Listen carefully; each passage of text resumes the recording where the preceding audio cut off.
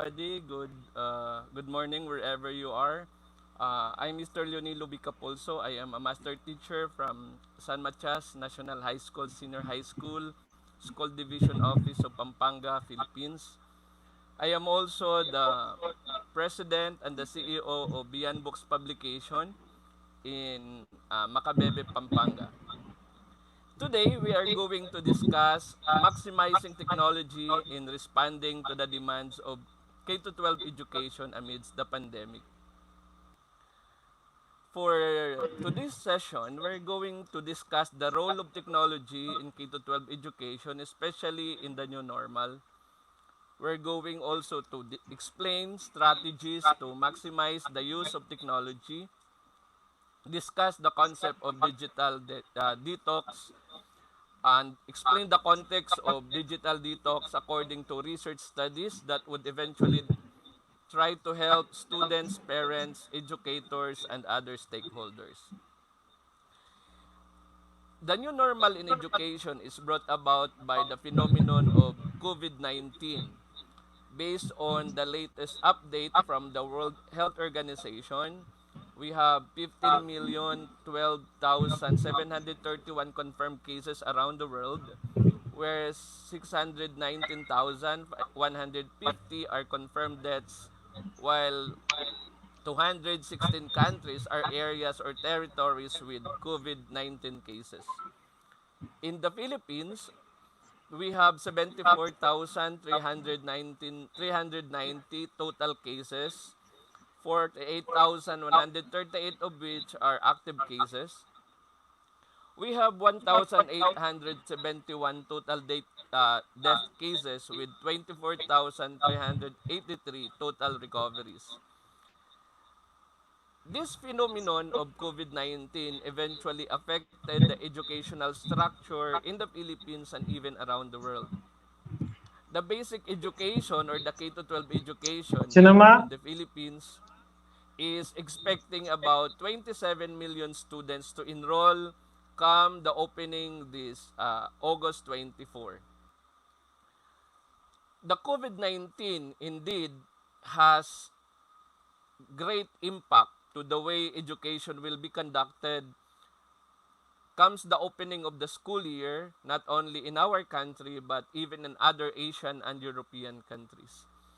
So before, education or learning is normally conducted through face-to-face delivery or modality.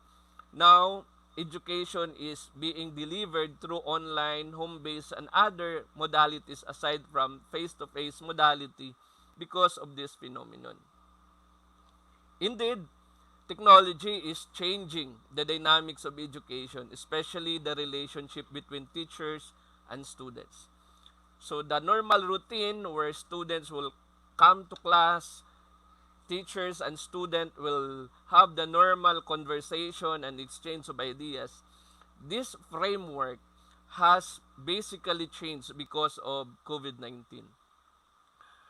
A Filipino bishop in the Philippines once shared this post in his Facebook account, which says, before, they said that no phone is allowed inside the school. But today, the school is now inside the phone.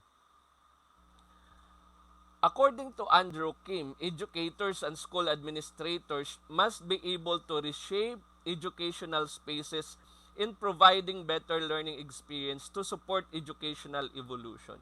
So this is exactly the change we are talking about. The framework, the paradigm, even the strategies that teachers will be adapting come the opening of the classes has really changed.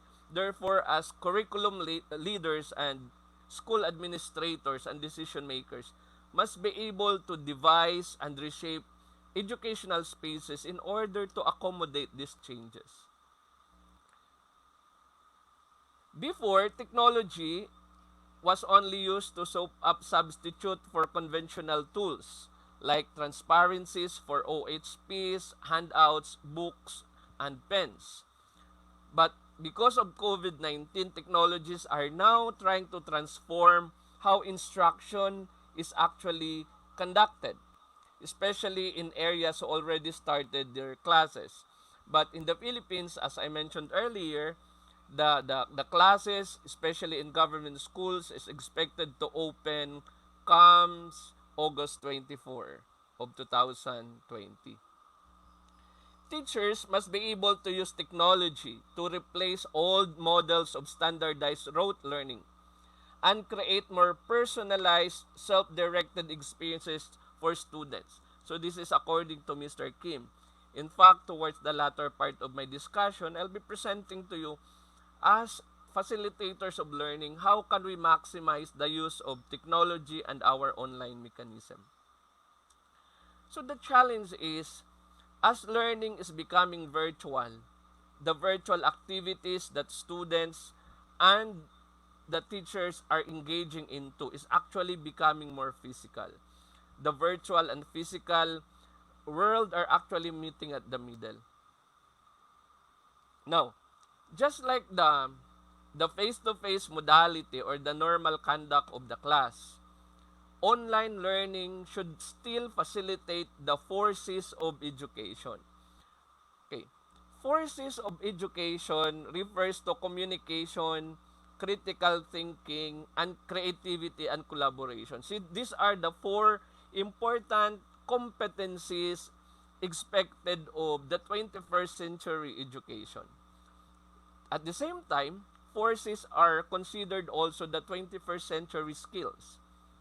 So, these skills are essential skills for the future workplace. So, we have to realize that one of the main reasons why students engage into a K-12 curriculum is to prepare them for the workplace.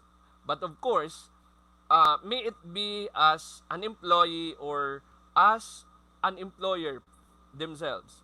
These are the skills required by an average individuals in the course of providing themselves, their families, and societies the necessary um, necessary competencies needed for to develop a productive community.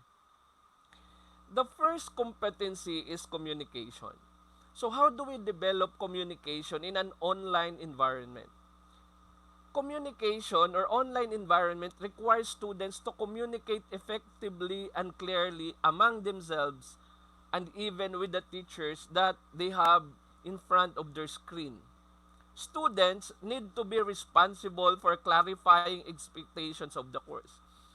Since students and teachers are separated by the screen or by the gadgets, students therefore are encouraged to be more open to communicate, especially the difficulties they encounter as they start the school year. Since everybody or majority of educators and students are still studying the mechanism of doing online learning, especially in areas that will be adopting online learning only for this school year. Interactivity of online system therefore requires a more fluid, flexible, and swift communication. So communication should be spontaneous, no? It's supposed to be less formal as long as the students are able to communicate their difficulties and even their insights on the topic being discussed or being uh, uh, collaborated inside the learning system. Communicating online is a very critical skill in technology as we move into an artificial intelligence driven community. The second skill or competency that learners should develop in this online modality or technology driven learning is critical thinking. Teachers can ask students to adopt viewpoints which are different from their original perspective, from their original understanding, in order to teach them the function of bias in how they think about the world. Teachers and students supposed to be open-minded. Teachers must be able to be uh, flexible, must be able to appreciate the way students understand the lesson. Gone were the days where when the teachers are the only authority inside the classroom. With the advent of technology, now students can actually access data and information just at the tip of their fingers. So therefore, teachers must be able to be open-minded and accept the perspective of their students. Through this, critical thinking skills will be developed. This can be done by having some online forums or discussion boards, which can be carefully moderated by educators with an eye to keeping online discussion flowing, yet of course demanding rigorous motivation and explanation from their participants. So for example, if the students would try to raise issues different from the perspective of the teacher will not only accept the perspective of the students or the point of the students. Teachers must be able to ask students what they really mean by that. Okay, so can you please elaborate your point? So that other classmates or those other learners in the discussion board might be able to grasp the perspective and the background of the learner. The third skill or competency that must be developed by students in the K-12 education is creativity. Creativity is the ability of the student to explore and investigate new knowledge combined with the ability to apply this in a different context. Remember, students are now very imaginative. Students have their own way of doing things. And internet is providing them that space that will enable them extraordinary exploration of ideas. So sometimes students by themselves can even explore. And out of that exploration, they were able to create ideas which are turned into some product. I remember a school in the Philippines, a private school, a Catholic school, where students were expected actually to create a miniature of the project they made out of the discussion. So we're talking about the project-based education. So as an output of the discussion, students are expected, are encouraged to create something, a project that will solve the problem of society. Teachers should have a firm hand in developing through intellectual creativity in designing lessons. The focus, therefore, should not only be on what student can find out, but on how they can apply the new knowledge that they learned to solve an old problem, giving the new solutions. Okay, if you try to look at new discoveries now in the field of education, in the field of technology, these are basically born out of creativity of the mind of people. And students now, through their investigatory projects in their science subjects and even in other subjects, are opportunities for students to help contribute in the problem of society. The last skill or the last competency is collaboration. Collaboration challenges the teacher and the students alike because the cut and the thrust of the classroom discussion is now missing in the online learning. The focus now is on fostering responsible time management and self-motivation. Online environment must be rich with cultural diversity. We have to remember that locally, our students are coming from different backgrounds. So, they're sharing their insights during the classroom discussion, may it be in the LMS or the learning management system online, or even those who are doing this distance learning through printed modules. All their answers are coming from their own background, family background, the society where they are living in. And the moment they share this to their class, this actually opens up a possibility of collaborating and putting them together in order to produce something which is collaborative in nature. Now, before we continue, having discussed that, the four important competencies or the four skills necessary for the K to 12 education, the communication, creativity, uh, critical thinking, and collaboration. Now, I'll be sharing you this time 5 tips on online teaching in the midst of COVID-19. According to uh, the author mentioned below. According to this author, one way to cope with online learning, especially to those who are just starting, is we must be able to adopt a synchronous mindset. We should remember that delivering online modality can be done either synchronous or asynchronous way. Uh, Much discussion had been done, but for the purpose of this discussion, we'll be focusing on asynchronous learning or asynchronous mindset. Imagine a particular school with teachers of different subjects. All these teachers actually have prepared during the summertime on how to produce their online content.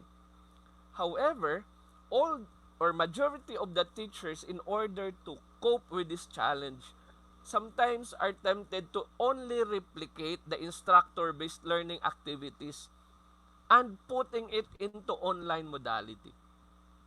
However, studies showed that web conferencing and other online modalities are not sustainable and sometimes saturating. So, what is now the importance of asynchronous mindset? So, by doing asynchronous learning, it will help students learn their own pace, independent of time and location. We're not saying that students will not comply the requirement. They would still comply. However, we have to Remember remember that that some some students students and and even even parents are still adjusting to the needs of COVID-19. So they have having the hard time adjusting to this. so by giving this asynchronous mindset, you are actually helping them by giving them the leeway of complying the requirements in a particular period of time while doing their other responsibilities at home. Students will still contribute to the discussion or become even a proactive member to start with it.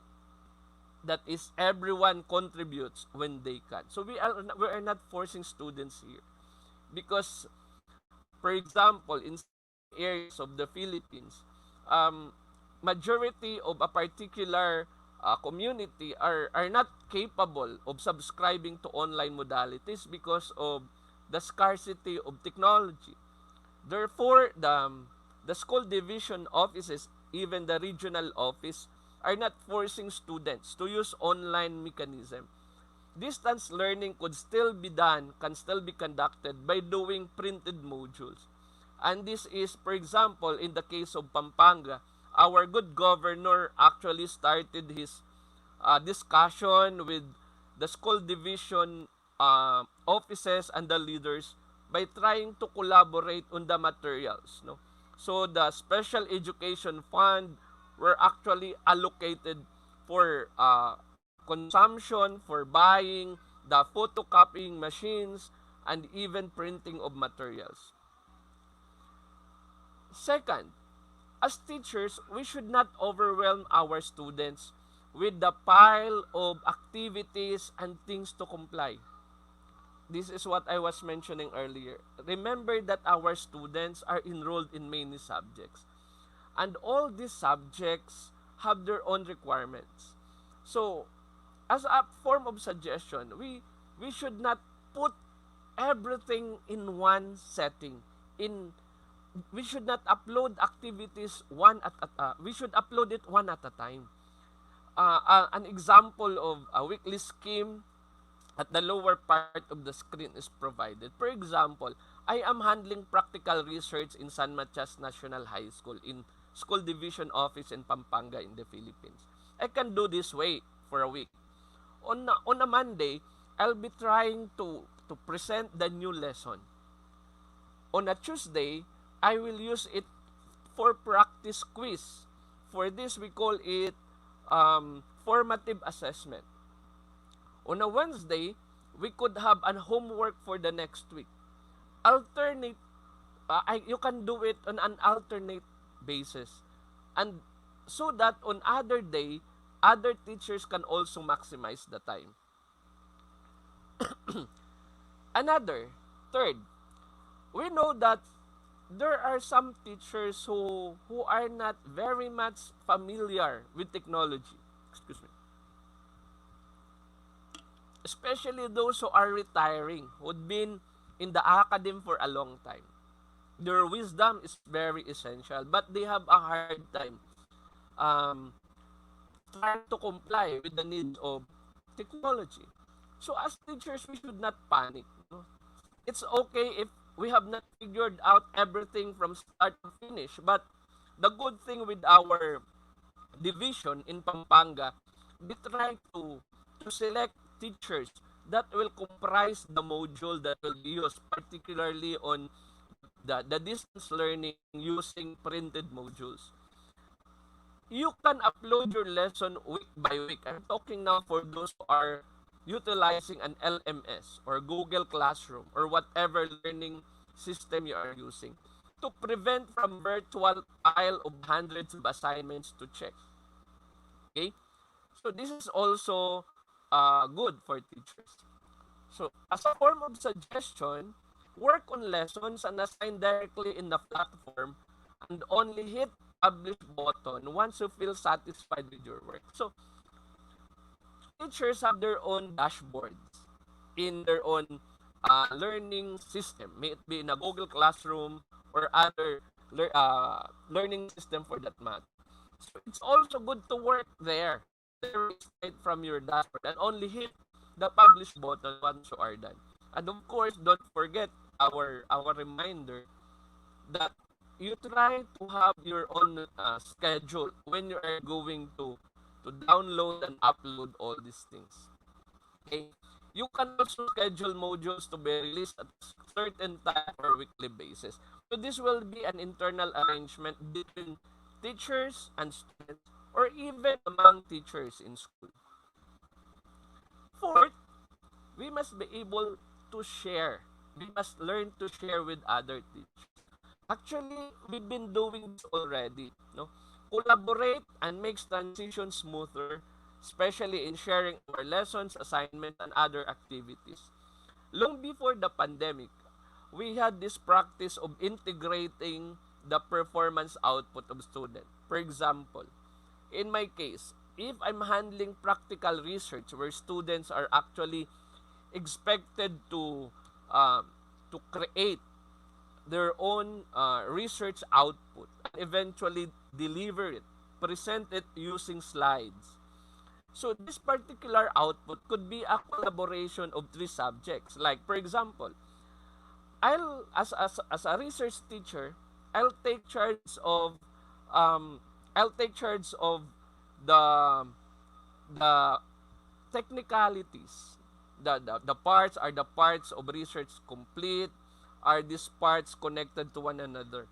Then an English teacher can also collaborate with us by trying to take charge of the grammar, of the organization of sentences, while an ICT teacher can take charge of the technicalities of using ICT, like the use of slides of PowerPoint.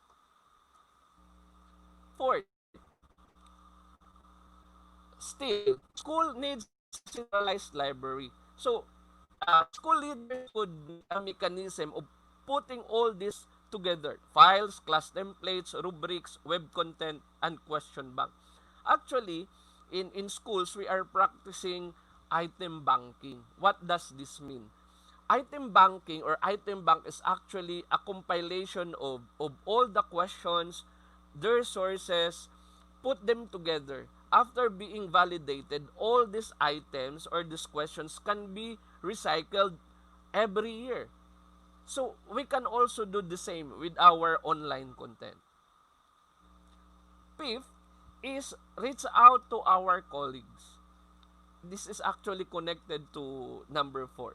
So asynchronous learning relies on good support and collaboration among teachers and even school leaders.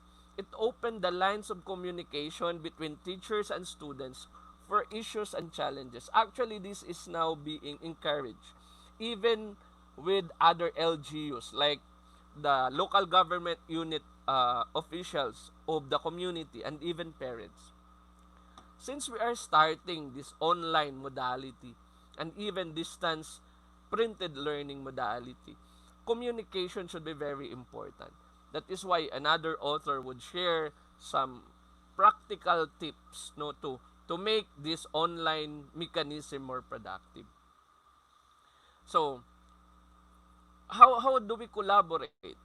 Synchronously, we can do chats with web conferencing. While for asynchronous collaboration, we can do online forums. Parents must also have access to platforms through parent accounts and so that they can easily contact parents. In other schools, parents are already oriented on how to use online modality and what are the roles of parents in this online modality. Ronita Damuhan from NEO, a cyber-learning website, tried to share tips for making the digital teaching experience more fruitful. Those things which were mentioned, I will not elaborate any further, but I'll be introducing some new things, no, being presented here. In using our e-learning technology, according to this author, we must be able to use only easy e-learning technology. What does it mean? Learning management system should be accessible both to students and teachers. So we need not to use complicated learning modalities. So LMS should be accessible and user-friendly. Spend time testing before using it. So if we teachers tested it already before allowing our students to use it and even parents, when questions arise, it's easier for them to respond. Also, provide extra support to teachers to make the most of the software being used. This is now for the school owners or school administrators. Teachers, that's why for the last few weeks, teachers had been provided with different capacity building training so that they will be familiar with using LMS.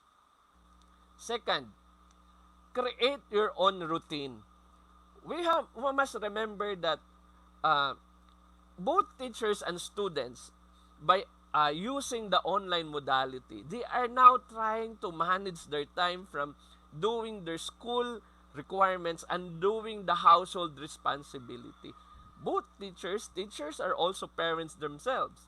So they also have other responsibilities at home. So teachers must be very creative in considering family schedule, especially home routines, so that in trying to give requirement to students, teachers should have in mind that students also have other responsibilities at home, so that they will not give students a pile of requirements. Third, find additional resources. Um, Teachers expand the resources to help students, including online sources. Since the online mechanism is new, teachers and maybe school administrators should provide students other resources, like the one being mentioned, encyclopedias and other. There are now free websites and other online libraries that students can access in order to comply requirements being given. So maybe as a teacher, we could have a list of all these online resources free for access for students. In the Department of Education, for example, we have DepEd Commons. These are the content provided by teachers and even our non-government organization partners to be used for students and teachers and even parents for free. Befriend with your video meetings. If we are conducting, for example, Zoom session, although other schools would have their other modalities like Google Meets and other like StreamYard, the one we are using now. Um, we must remove the barrier between the teacher and the students. Students must be able to feel that the teacher is more personal, is just in front of them. So, video calls are a great way to hold regular meetings with students. However, as teachers, we must be creative and let our students enjoy the session. So, you could ask students to use creative backgrounds that made them comfortable as long as they are not distractive during discussion. Let students share one fun fact they have learned, or even ask them, how's your day? What do you want to share for the class? The things that they learned from the previous sessions that they want to discuss. Or even, we can ask students to share more personal information so that student would still feel our presence. So there is still the emotional value even in front of the screen. So we will use these video meetings to bolster interaction between students, among students, or between students and teachers.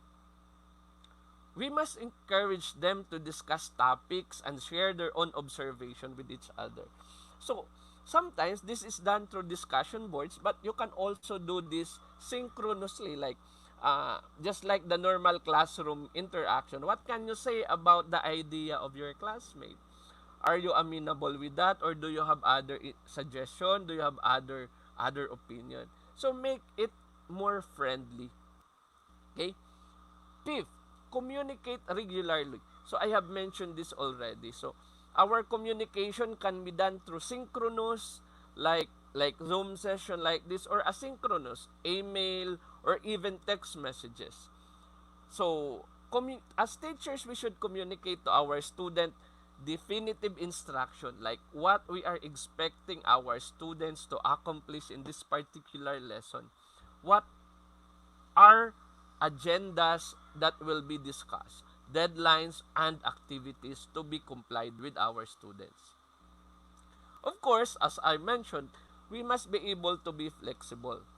Teachers should be flexible with the demands to ensure equal opportunity. As mentioned, students have their own routine at home, so we must also consider that. Okay?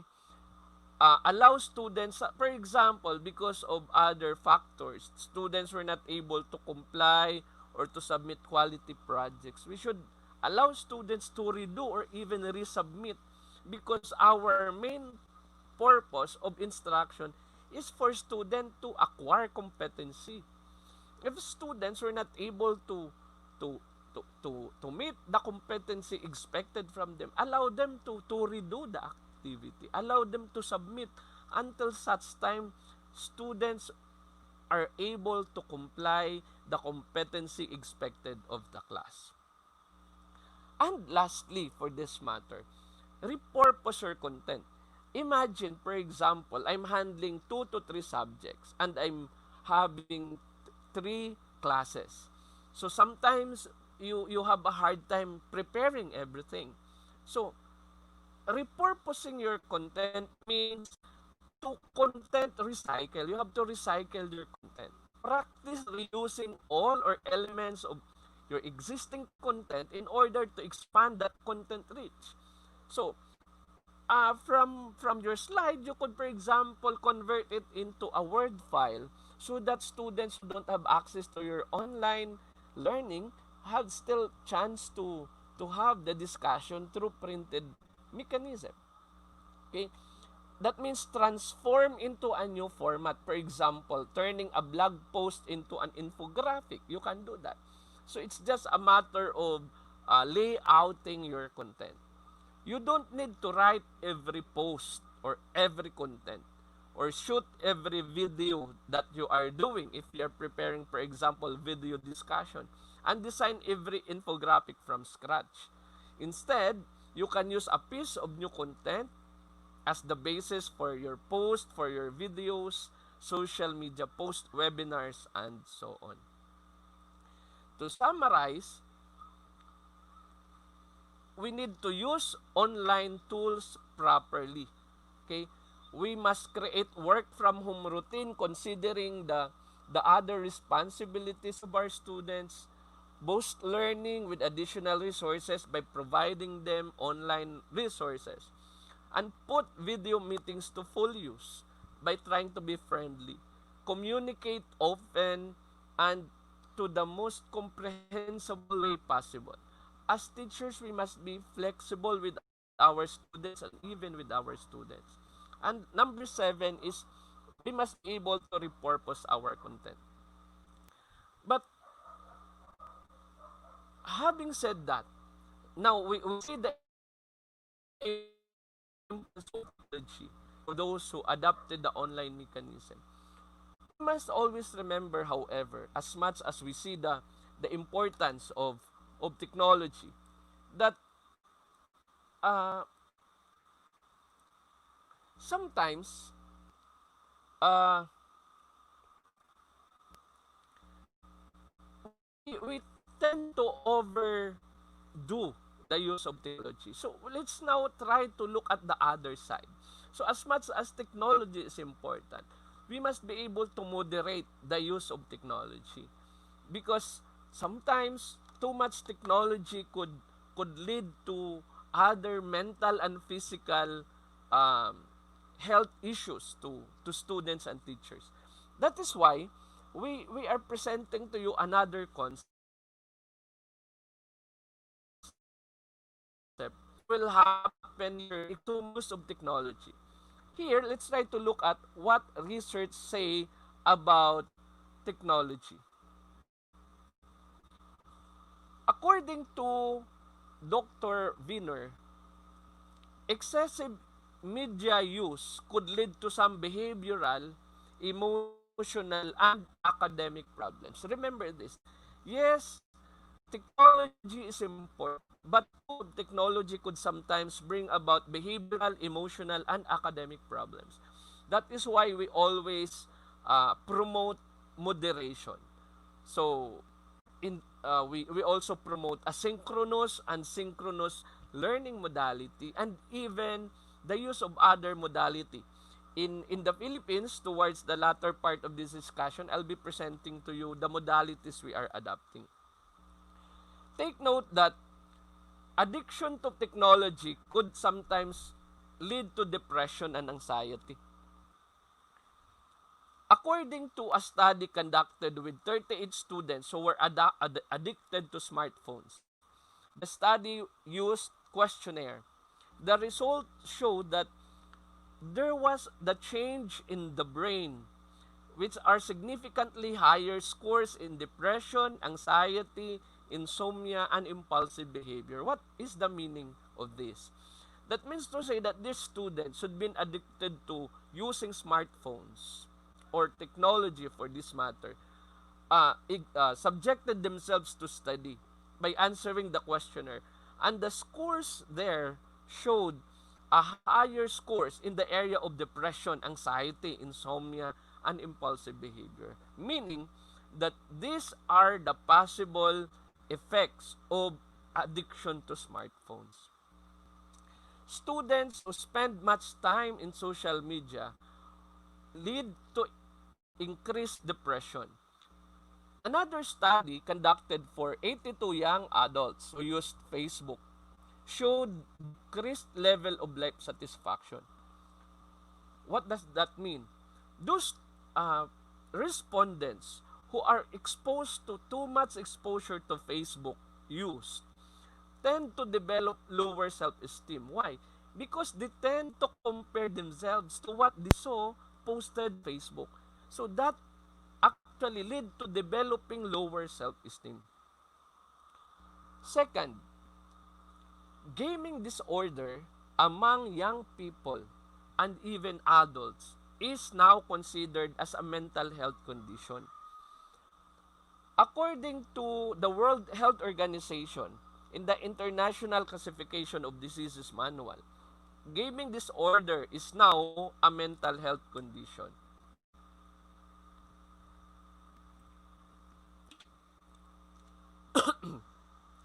Gaming disorder is actually being similar to gambling addiction and substance abuse. According to American Psychiatric Association, certain pathways in the brains of video gamers react in the same way like drug addict substance. Meaning, the effect of the drugs to the brain of this drug addict, those who are addicted to drug substance or substances, actually are compared, are almost similar to those who are addicted to to the use of games or of gadgets. This is the disability to control with the obsession with video gaming. So according to the World Health Organization, addictive nature of digital media in general and video games emphasize the importance of digital detoxing to avoid addiction. So they actually suggested to minimize this effect. Young people must be able to engage into digital detoxing. Disconnecting from constant stimuli provided by the digital world gives the nervous system a chance to power down and rebalance. So by doing digital detoxing, you're actually allowing yourself, your brain to power down and gain balance. Third, attention deficit hyperactive disorder or ADHD is also linked to technology.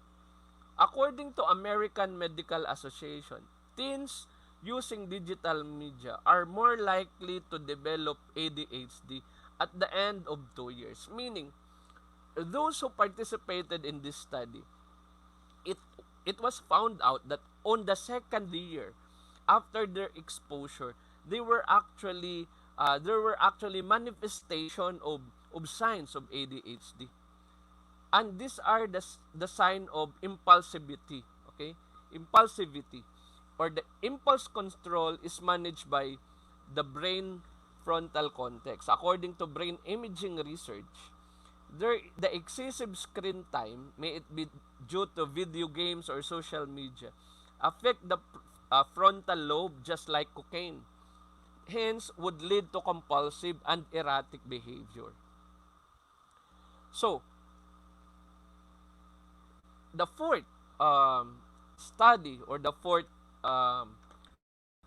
effects, more digital media means also less exercise and less time outdoors. The excessive use of gadgets would lead to sedentary behavior, longer time in front of screen or as a smartphone.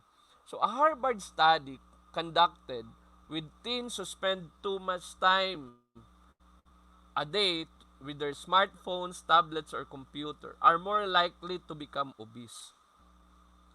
And even for teachers and employees like us, no, who are now in their work from home modality.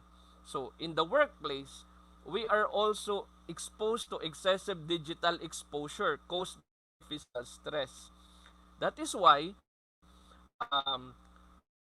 we are encouraged to observe ergonomics, which is the process of designing or arranging the workplaces, products, and systems that defeat the people who use them. If you try to look at the screen, especially for us now who are in front of our screen, we are presented with the six steps to perfect ergonomic workplace. We have to consider the kind of chair we are using, the desk, the monitor, the keyboard and the mouse, the surrounding, the lifestyle. Um, our screen must be within the span, no? It says there 45 to 78 centimeter from our eyes to the screen. So the visibility should be um, within that range, no? It must not be too high or too low. Um, we are also sometimes because of this too much exposure, we tend to develop some pains in our palms or even eye strain. So personally, I'm grateful because my wife, who happens to be occupational health physician, she'd been working with with uh, with agencies or with and he's taking charge of the health of the employees, would normally advise the employees of the proper posture in front of the computer or in front of the workplace. And one thing that she shared that I like most is the 2020 rule in order to reduce the effects of digital eye strain. And it says there to take a break for 20 seconds and look at something 20 feet away and do this every 20 minutes. So for example, now I'm not looking at you, no, I'm trying to practice because I'd been in front of the screen for more than 20 minutes. So one way to practice this is to take a break for 20 seconds and look at something 20 feet away and every 20 minutes in order to adjust the lens of our eyes. So this is from Healthy Set Go. So let's practice this. No, aside from the physical exercise, no, that we've been doing, this will minimize the strain, and this is also one way of doing digital detox. And for those who've been using tablets, their keyboard, normally we encounter the smartphone thumb, no, this is the pain that comes from the repetitive movements or texting that has been dubbed as smartphone thumb by doctors, or in a medical field they call this tendinitis, when the tendon that bends and flexes the thumb becomes inflamed. So more and more people are complaining about this type of pain in their thumb each year, says the doctor at the Mayo Clinic. So we are actually advised to, when you are using your tablets, you can use different fingers, no, in order to rest other the other fingers, no, to make us free from smartphone thumb. How do we practice digital detox? How do we do this practically? According to Dr. Davis from Psychology Today, one way is to remove distraction. An author in the name of Blake Snow identified four burners theory. According to him, every person has a four burners: family, friends, health, and work. One way to exercise digital detoxing is to identify your priorities and focus only on that. Okay? Meaning, those things which are not part of your priorities, you should put them aside. Okay? So, no alerts, beeps, buzzes, or notification except for emergencies. We focus on what really matters and make better use of our time. Do not glamorize on your busyness. Sometimes, because we've been occupied with our work, and since we are applying work from home scheme, we tend to justify, no, I have to be in front of my computer because there's a lot to accomplish. According to Blake, do not be proud that you are busy. Okay? Sometimes we are just using the phrase I'm busy in order to attempt to make hard choices about how to live our lives. So busyness is easier than taking time to pursue what really makes us happy. And internet will make us busy indefinitely. So therefore, don't glamorize busyness, but start to think to be more productive. Okay? Third, when you pull out your phones, try to ask why. Why are you doing this? Okay, why should I pull out my phone? Smartphones are actually handy tools for finding answers, keeping in touch with friends as we normally do, and even checking time, but can also be used to distract, avoid, or ignore what's happening in front of us, especially when we are with our loved ones. Blake said putting cell phones in our pocket is the bravest thing to do, and not to use it as a secure blanket, especially when we are sitting alone or feeling alone with people. So we must learn to be present and grateful for the moment. So we must appreciate the time we have with our loved ones. You might not know that that is the last time that you have left because you are not certain what will happen tomorrow. Okay? Fourth, try using the rule of thirds. Okay? So how do we practice digital detoxing? Use the rule of thirds. A while ago, we learned the 2020 rule. This time, we are learning the rule of thirds. What does this mean? We have 24 hours. Divide this 24 hours into 3. So we spend 8 hours for work, 8 hours to sleep, and 8 hours for our free time. But of course, sometimes no, it's hard really to comply, especially if you have some deadlines to meet. But you really have to practice discipline. Otherwise, we suffer the consequence of our health. No? Sometimes that's the irony of life. We sometimes sacrifice our health by working hard, by working overtime. But when we get sick, we spend all the money we save in order to regain our health. So I am personally guilty sometimes with this. So that's why we have to really practice the rule of thirds and let's help one another.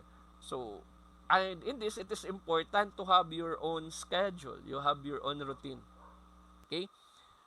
Working more will not make us more productive because sometimes we have this mentality that if I work more, I am more productive. But research show otherwise. Working smart and keeping time free allow our minds to wander in ways that make hours we work more productive. According to research, for rote workers, more than 40 hours diminishes productivity. For creative workers, however, more than 20 hours per week does. Okay, so which kind of workers are you? Are we? Are we rote workers or are we creative workers? Letting your smartphones your ball and chain, you are not actually making yourself productive. So don't be enslaved by our work. No? Instead, let's try to practice the rule of thirds. Everything in moderation. As I mentioned earlier, everything when too much is bad. So sometimes it's good that we have people around us to remind us. In my case, I have my wife from time to time to remind me that I have to rest, especially if I start complaining headache or muscle pain. So that's actually a go signal for me that I violated the rule of thirds. Fifth, periodically fast from electronics. So, what does that mean? You have to fast literally. So, for Blake, what he did is his own family spent 1 week in spring and fall really without gadgets. So, we can also practice that. So, we can bring our family, but sometimes this is limited at this point in time, especially if you're living at the city because of COVID-19. But for those in areas, for example, in the countryside where there are less exposure to people with COVID-19, this is very healthy. No, we have a cousin in San Fernando, Pampanga, where they have actually a very vast area of full of trees. It's actually a park. They would bring their children there every weekend. They eat there. They spend time together for just for this. No, reading books is also good. Electronic fast forces you to connect with others and oneself. An amazing experience. No?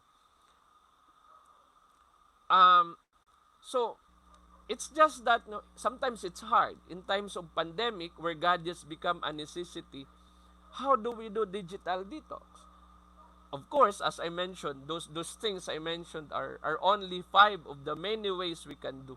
So we must be able to be productive. Again, we should know our priority.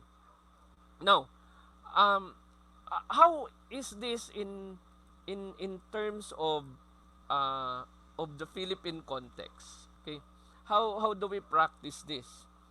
Um, Let me show this one. Sorry. uh, in the Philippine context,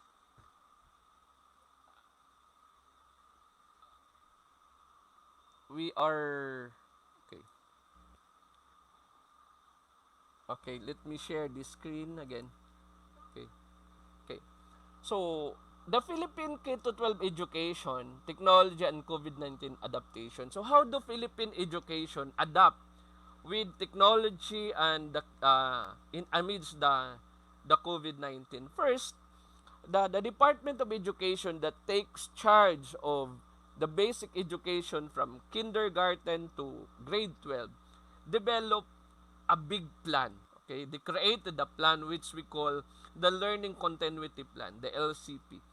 This is the relevant quality or the response of the Department of Education to provide relevant quality and accessible education to our learners. This will take effect August 24 to students, but actually it already started. It will try to ensure the health, the safety, and the well-being of learners and teachers, personnel in time of COVID-19, while they try to find ways for education to continue amidst the crisis for the upcoming school year. Recently, the President of the Republic of the Philippines actually approved a new law that will allow the Department of Education to change the start of the school year from the normal first week of June to the last week of August, but the Department of Education will actually stick to August 24. Yet the modalities were actually presented. So not all parts of the Philippines will be adopting the online learning. So the LCP, the Learning Continuity Plan that I presented to you, actually is composed of different pillars or parts. But I will focus on the teaching learning modalities, that one of which is will actually include the use of technology. The four modalities that I was actually telling you in that will be adopted in the Philippines is the face-to-face modality, blended learning modality, distance learning, and homeschooling or home-based learning. Okay, the face-to-face modality will only be adapted in area when there is no enhanced community quarantine or general community quarantine. Lately, the Secretary of the Department of Education, Secretary Leonor Briones, actually got already a thumbs up from the President to allow an optional face-to-face modality to certain area of the Philippines where there are no cases of COVID-19. So this is still subject to physical distancing and minimal health standards. And of course, with only minimal class size. Blended learning will also be conducted for areas with no enhanced community quarantine or general community quarantine. This is a combination of a face-to-face and online distance learning, modular distance learning, and TV radio-based instruction. So this is a combination. So we call this blended learning.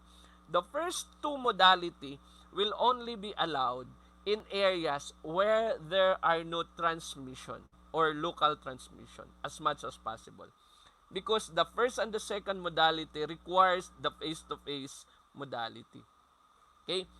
Distance learning will be observed in places under ECQ or general quarantine, and majority of the Philippines will be on this modality, the distance learning. So this takes place between the teacher and the learner who are geographically remote from each other during instruction. And what are the kind of distance learning that will be used in the Philippines? So we have modular distance learning, online distance learning, and TV radio-based instruction. At as of the moment, our Department of Education, particularly in the Department of Education in Pampanga and in Region 3 in Central Luzon, we already have modules crafted by teachers to be distributed to students. These are printed modules which will be the expenses is actually a collaboration of the school's division office, in our case of Pampanga, and the province of Pampanga. So the good governor with other leaders will be procuring the the risograph the machine that will be producing this printed module, and a part of the MOEE of the school will be used to print for these modules to be given to students. The LGU will be helping in purchasing of the ink and even in the distribution of these printed modules. Online distance learning is observed or will be adopted by about 30% of the learners who have access to internet and Wi-Fi. But majority of the students who will be using online distance learning, here they will be using the learning management system, the one we've been discussing earlier, are those belonging from the private schools, and also a minority from the government schools. And of course, the TV and radio-based instruction. Actually, in San Fernando, no, special mention to schools division of San Fernando City. They had actually started their local TV based instruction. Teachers developed video presentation, and they were actually presented in CLTV. CLTV is a regional based television where students can actually watch at home all these lessons. And there will be things for students to respond to as a way of a feedback mechanism. Home-based learning will be facilitated, of course, by parents, guardians, and tutors who have undergone relevant training and subject to regulation. Meaning, for those parents who are oriented, who knows how to facilitate, they will be given instructions by the school on how to assist and facilitate the learning of their children, still with the minimal help of the school, because in this case parents will serve as the teachers, or shall we say facilitators of learning. Okay, so all these modalities were actually presented in this infographic used by the Department of Education. Now, in closing, uh, the use of technology to increase efficiency in areas with the capacity to do so. So, using technology in education, in K to 12 education, and even in the higher education, must have an end to increase efficiency. But of course, only in areas which has the capacity to do so, while empowering learners and the community to create positive learning environment in which students can grow. That is why earlier we said that the online mechanism should be friendly, should be accessible both to students and teachers. So this is according to Mr. Ching.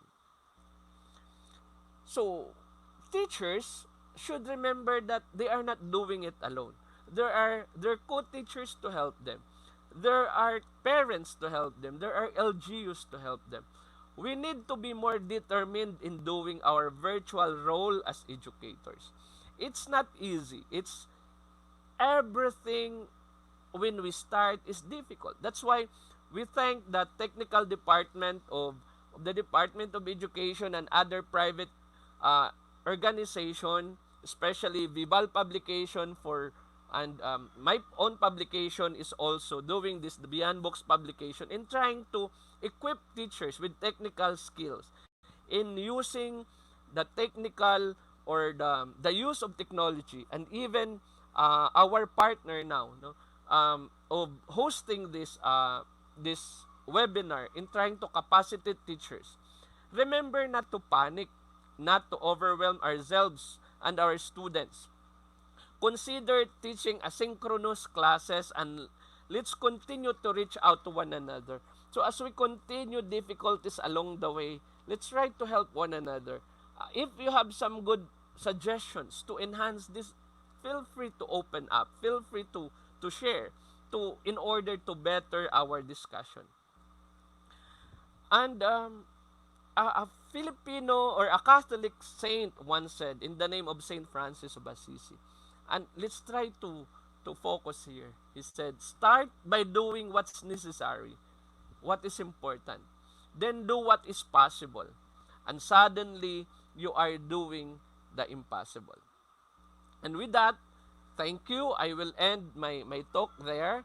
So if you have further questions, you can message me through my email, which is shown in your screen. I have uh, my WhatsApp number there.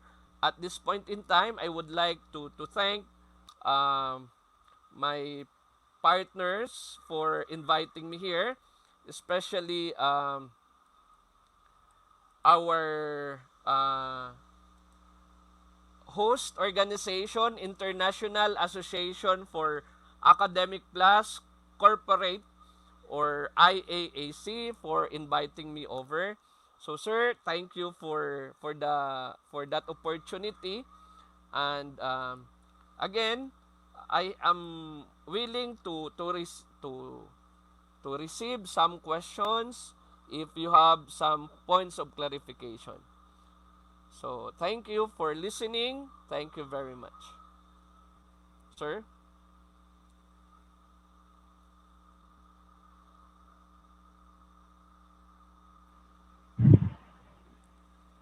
Yes, sir. People have not asked for any doubts or questions as of now.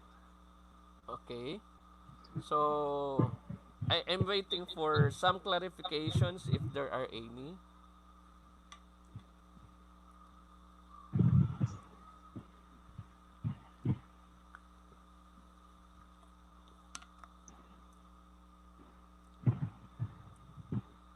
Sir, do we have questions? No, sir. There are no questions. People are very happy with the session. Okay, so thank you for that. So I think I will end my presentation there. Once again, thank you very much for inviting me in. So sir, thank you for the time. Thank you very Thank you. much. Thank you so much, sir.